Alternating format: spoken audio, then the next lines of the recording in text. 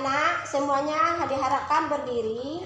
Kita menyanyikan lagu Indonesia Raya.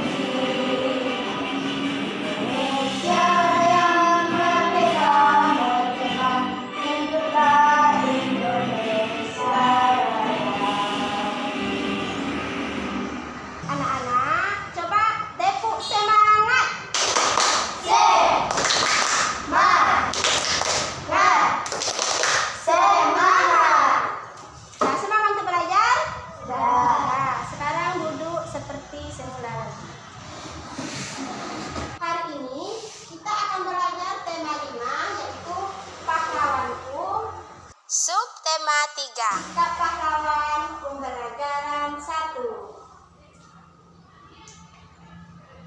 Tujuan pembelajaran kita hari ini yaitu kita dapat mengumpulkan informasi tentang sikap kepahlawanan dan kita dapat menemukan sikap kepahlawanan beserta kita dapat membuat laporan tentang sikap kepahlawanan yang dimiliki oleh Patimura.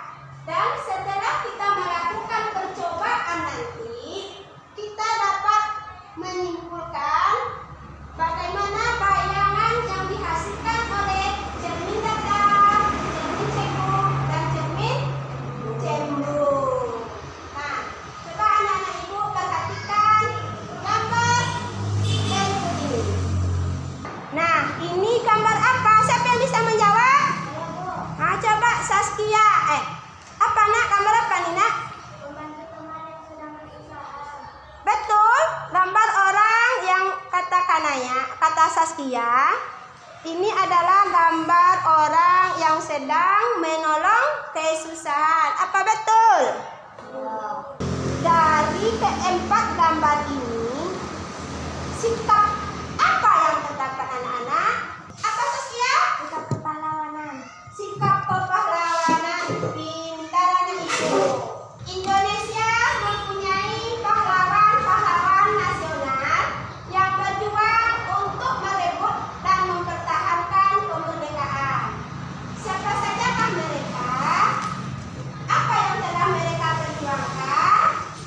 Sikap kepahlawanan seperti apa yang mereka miliki?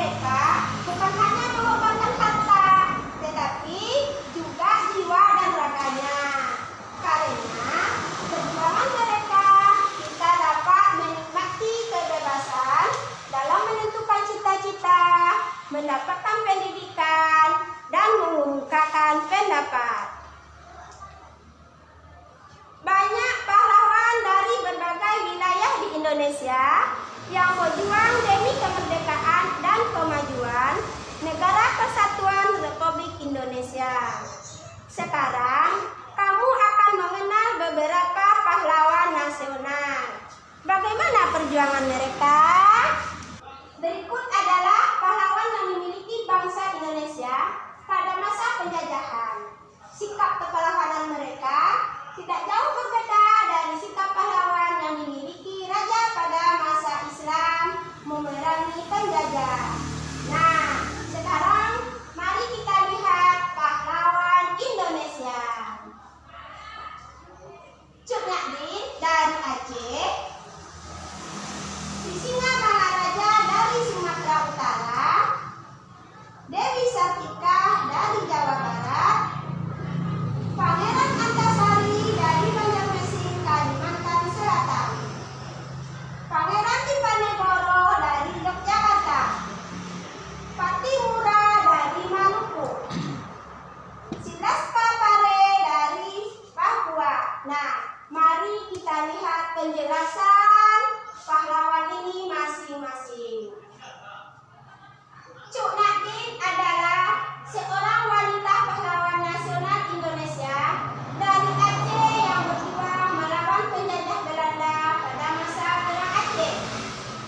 Cut Nyak bersama Tengku Umar bertempur bersama melawan Belanda.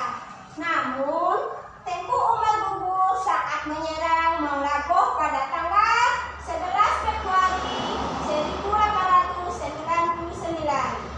Sehingga ia berjuang sendiri di pedalaman Maulaboh bersama pasukan kecilnya. Pangeran Antasari adalah seorang pahlawan nasional Indonesia.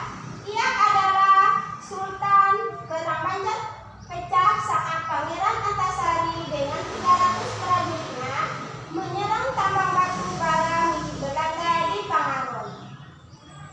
Pertempuran yang berkecamuk makin sengit antara pasukan perangan Antasari dengan pasukan Belanda berlangsung terus di berbagai medan. Berkali-kali Belanda membujuk Pangeran Antasari untuk menyerah, namun ia tetap pada pendiriannya. Nah, Patimura bangkit memimpin rakyat Maluku melawan kerajaan Belanda. Pihak Belanda menguasai beberapa tempat-tempat di seluruh kepulauan Maluku. Pada tahun 1817, perlawanan rakyat Maluku yang dipimpin oleh Patimura berhasil merebut banteng Dustek di Saparua. Perlawanan Patimura meluas ke Ambon, Seram, dan tempat-tempat lain. Sisingamangaraja 12 adalah seorang raja di Medan Toba, Samudra Utara. Antara tahun 1883 sampai 1884, Sisingamangaraja 12 berhasil melakukan konsolidasi pasukannya. Kemudian, bersama pasukan bantuan dari Aceh secara ofensif menyerang kedudukan Belanda antara Puluan dan Balige pada Mei 1883 serta Tangga Batu pada tahun 1884. Selanjutnya, Dewi Sartika adalah pahlawan pendidikan, pahlawan nasional, sekaligus tokoh panutan di kalangan masyarakat Sunda. Sejak tahun 1902, dengan mengajarkan membaca, menulis, memasak, dan menjahit bagi kaum perempuan di sekitarnya. Pada tanggal 16 Juli 1904, Raden Dewi Sartika mendirikan sekolah istri atau sekolah perempuan. Dewi Sartika berusaha keras mendidik anak-anak gadis agar kelak bisa menjadi ibu rumah tangga yang baik, bisa berdiri sendiri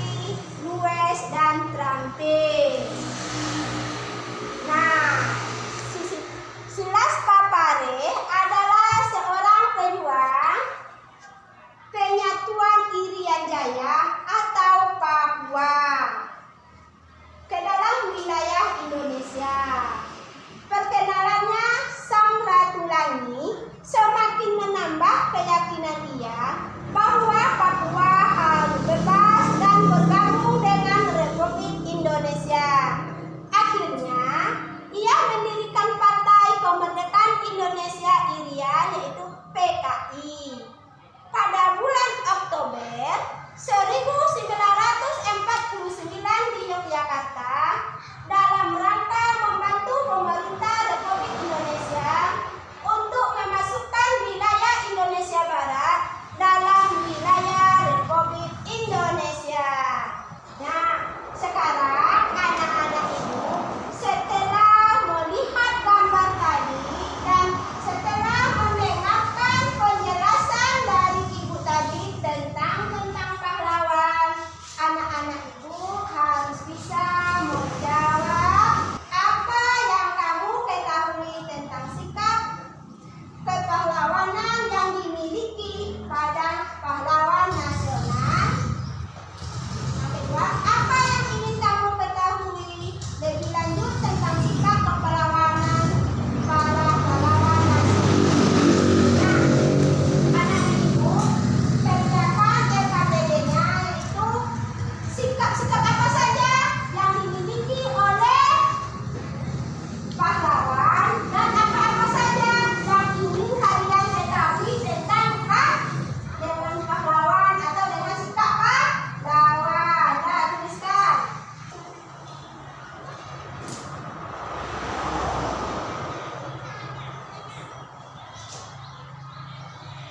Tulis apa yang dimiliki oleh pahlawan dan apa yang ingin kalian ketahui tentang sikap pahlawan itu.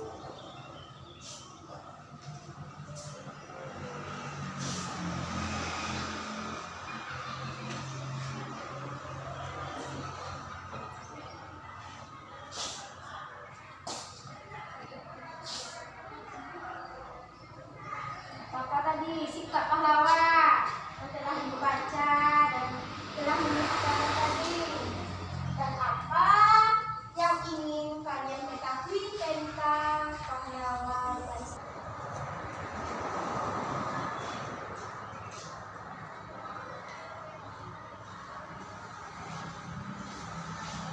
Nah, siapa udah siap? Kumpulkan kemeja dulu.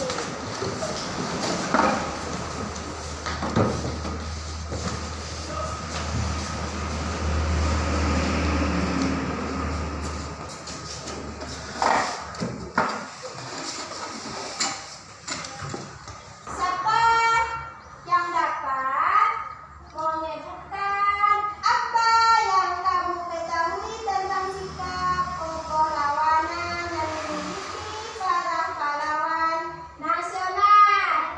Maka nanya apa tadi isinya, Nak? Cinta kepada tanah airnya. Iya, bagus katanya, cinta kepada tanah airnya. Nah, siapa yang bisa menyebutkan apa yang ingin diketahui tentang sikap pahlawan? Nah, iya, Nurhalifa apa, Nak? Rela berkorban demi untuk tanah airnya. Iya, bagus, rela berkorban demi untuk tanah airnya. Tindakan apa saja yang dilakukan oleh tokoh-tokoh tersebut sehingga mereka disebut pahlawan nasional? Ayo kita pelajari lebih lanjut.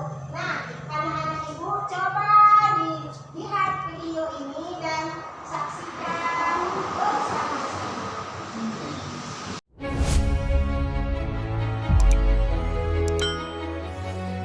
Sepanjang tahun 1817 merupakan masa-masa menegangkan bagi Belanda yang baru saja mengambil alih Kepulauan Maluku dari Inggris. Kala itu Belanda menghadapi perlawanan masyarakat Maluku di bawah komando salah satu pahlawan nasional, yakni Kapitan Pattimura.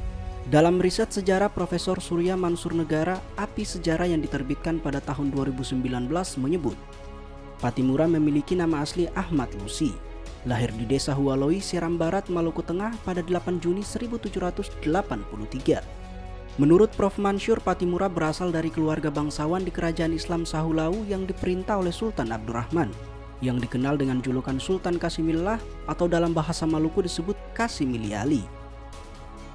Sementara predikat kapitan yang melekat pada nama Pattimura menurut Prof. Mansur merupakan predikat turun-temurun bagi keluarga raja-raja Islam di tanah Maluku. Secara genealogis, silsilah dan keturunan kapitan disematkan bagi pimpinan dengan makna raja yang merendahkan diri. Dari sinilah awal sebutan kapitan atau pimpinan melekat pada diri Pattimura. Pattimura tumbuh pada masa peralihan penguasaan Kepulauan Maluku dari Inggris ke tangan Belanda pada 13 Agustus 1814 berdasarkan kesepakatan Traktat London atas Sumatera yang juga berlaku untuk wilayah Maluku. Maluku yang kembali jatuh ke tangan Belanda waktu itu menimbulkan petaka lanjut bagi masyarakat. Belanda kembali memberlakukan semua praktek-praktek lama VOC, termasuk monopoli perdagangan rempah-rempah, menetapkan pajak tanah yang tinggi, kerja paksa, serta membentuk polisi laut atau pelayaran hongi yang membabat pertanian hasil bumi yang tidak mau dijual ke Belanda. Melihat penderitaan itulah, Pattimura memutuskan memulai perlawanan. Keinginan Pattimura tersebut mendapat sambutan dan dukungan penuh dari segenap rakyat serta raja-raja juga tokoh-tokoh adat. Pada 14 Mei 1817, Pattimura diangkat sebagai panglima perang dan perlawanan dimulai. Pattimura dan pasukan sekuatnya melakukan penyerbuan dan pada tanggal 16 Mei 1817 ia berhasil merebut benteng Drustede yang berlokasi di wilayah pesisir Saparua, Maluku Tengah dari tangan Belanda serta menewaskan residen Johannes Rudolf van den Berg. Sejak saat itu Pattimura mempertahankan benteng dari serbuan Belanda yang bergantian datang. Dalam buku Pattimura Muda Bangkit Memenuhi Tuntutan Sejarah karya David Matulesi, dikisahkan pasukan Belanda yang berkekuatan 200 tentara menyerbu pada 20 Mei 1817, namun luluh lantak dan hanya tersisa 30 orang saja yang selamat. Rentetan perang juga terjadi di titik-titik krusial lainnya, baik di darat maupun di laut. Kemenangan demi kemenangan pun diraih pasukan Pattimura, termasuk dalam pertempuran di Waisisil, Hatawano, Hitu hingga Seram Selatan. Belanda yang semakin terdesak akhirnya memberlakukan divide et impera alias politik pecah belah untuk melemahkan Pattimura. Menurut M. Sapia dalam buku Sejarah Perjuangan Pattimura Pahlawan Indonesia, Belanda berhasil mempengaruhi tokoh-tokoh rakyat yang dirasa tidak suka kepada Pattimura. Hasilnya mujarab. Berkat informasi dari para pengkhianat, strategi pasukan Pattimura diketahui Belanda.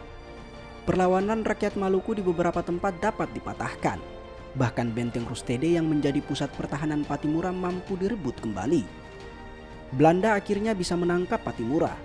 Ia ditangkap di desa Sirisori Islam, Maluku Tengah pada 11 November 1817 beserta beberapa orang kepercayaannya. Belanda menjatuhkan hukuman mati kepada Pattimura. Tepat pada tanggal 16 Desember 1817, Pattimura bersama orang-orang dekatnya digantung di depan New Victoria, kota Ambon. Pattimura gugur di tiang gantung pada usia yang masih muda 34 tahun.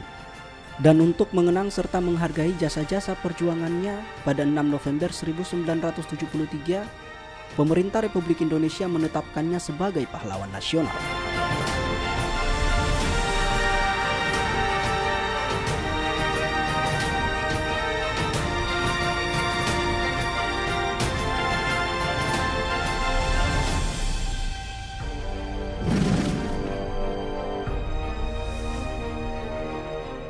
Nah, setelah kita melihat video tentang Pattimura tadi, coba anak-anak ibu baca kembali di dalam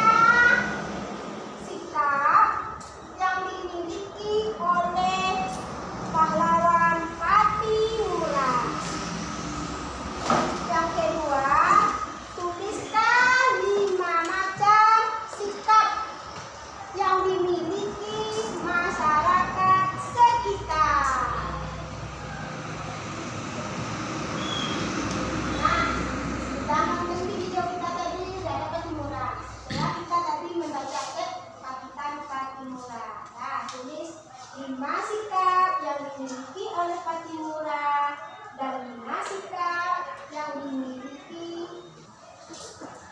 Nah, siapa yang udah siap, kumpulkan meja dulu.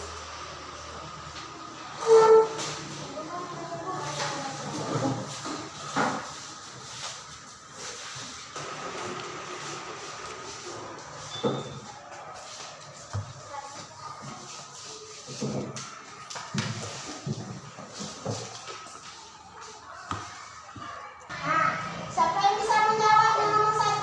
Sikap keperawanan apa saja yang dimiliki oleh Patimura? Ya, Sikri apa nak? Rela berkorban, 1 rela berkorban. berjuang tanpa pamrih. 2 berjuang Tanpa tanpa pamrih. pamrih. 3 pemberani, 3 pemberani. pantang menyerah. 4 pantang menyerah. 5 berperilaku terpuji. 5 berperilaku terpuji. Betul? Saskia? Betul. Iya, bagus anak Ibu Sikri. Itu adalah sikap yang dimiliki oleh pahlawan Patimura. Nah, yang nomor 2 lagi. Nah, siapa yang bisa lagi menjawab? Sikap apa saja? Sikap pahlawan apa saja yang dimiliki oleh masyarakat sekitar? Iya, Febri apa nak? Membantu tanpa pamrih. Ya, pertama membentuk tanpa pamrih. Berani membela negara. 3 jujur bertanggung jawab. 4 Memiliki rasa cinta tanah air. 4 memiliki rasa cinta tanah air. Yang kelima apa lagi? Bertindak terpuji. Bertindak terpuji. Betulkah itu Nurhanifah? Jawaban tadi? Betul, Bu. Betul. Nah, yang dibilang oleh teman kita tadi Febri itu adalah contoh sikap kepahlawanan yang dimiliki oleh masyarakat sekitar. Patimura berjuang melawan penjajah Belanda supaya kekayaan alam Indonesia yang berupa rempah-rempah tidak dikuasai oleh mereka. Selain Patimura, Indonesia juga memiliki pahlawan nasional lainnya, yaitu Bung Tomo. Perjuangan Bung Tomo turut membakar semangat pemuda Indonesia untuk berjuang. Karena itulah beliau pantas dijuluki pahlawan nasional. Untuk mengenang jasa Bung Tomo, ada beberapa barang milik Bung Tomo yang disimpan di tubuh pahlawan Surabaya. Salah satu peninggalan Bung Tomo adalah mobil. Nah, nampak mobil Bung Tomo? Mobil Bung Tomo berjenis Opel Capital. Mobil ini berwarna hitam dan menjadi koleksi museum tubuh pahlawan Surabaya. Nah, ini adalah mobil Bung Tomo yang ada di Museum Pahlawan Surabaya. Salah satu yang membedakan mobil Bung Tomo dengan mobil sekarang adalah posisi kaca spion. Mobil Bung Tomo hanya memiliki 1 kaca spion yang berada di dalam mobil. Kalau sekarang ada berapa kaca spion mobil? 2. Jadi itulah perbedaan mobil Bung Tomo dengan mobil sekarang. Salah satu bagian mobil yang penting adalah kaca spion. Kaca ini bisa menghasilkan bayangan yang lebih kecil dari ukuran benda sebenarnya. Tahukah kamu bagaimana sifat cermin? Bagian lain dari mobil adalah lampu. Pada lampu terdapat pembukaan, cekung, dan menyerupai cermin cekung. Cermin cekung ini berfungsi untuk memfokuskan cahaya sampai jarak jauh. Nah, coba anak-anak Ibu perhatikan video percobaan tentang sifat cermin berikut ini. Bagaimana secara sederhana bayangan-bayangan dimanipulasi. Ini yang ada di depan nih, di depan boneka. ada sebuah cermin data yang bisa saya lakukan. Saya lakukan ya teman-teman. Kelihatan perubahannya? Wah, jadi aneh. Gimana kalau muka teman-teman yang dipanggang ke cermin ini? Wah, saya yakin pasti jadi jelas teman-teman. Sekarang coba kita cekungkan, kita cemungkan. Wah, jadi aneh.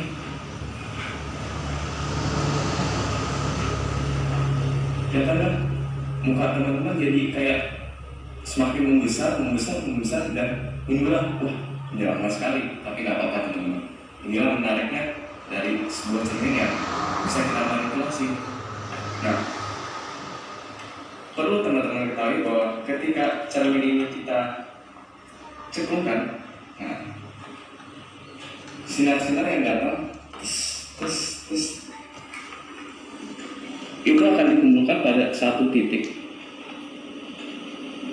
sehingga menghasilkan bayangan yang sudah teman-teman lihat tadi aneh. Nah, begitu juga dengan ketika cermin ini kita cemungkan, sinar-sinar yang terpantulkan penyimbang yang menghasilkan ya itu tadi muka teman-teman yang aneh. Nah, itu sebenarnya prinsip kerjanya teman-teman. Prinsip kerja. Nah, setelah kita menonton tentang video percobaan cermin data, cermin cekung, cermin cembung, sekarang mari kita melakukan percobaan. Ini cermin apa? Cermin data. Ini yang di dalam sendok ini cermin apa? Cekung. Cermin cekung. Yang di belakang sendok termasuk cermin apa? Cembung. Cermin cembung. Sekarang kita akan melakukan percobaan bagaimana bayangan yang dihasilkan oleh cermin datar, cermin cekung, dan cermin cembung. Sekarang kita bikin kelompok. Anak-anak ibu, coba lakukan percobaan seperti gambar di depan ini. Bagaimana bayangan kalian pada cermin datar dan cermin cembung dan cermin cekung. Nah, coba laksanakan percobaannya.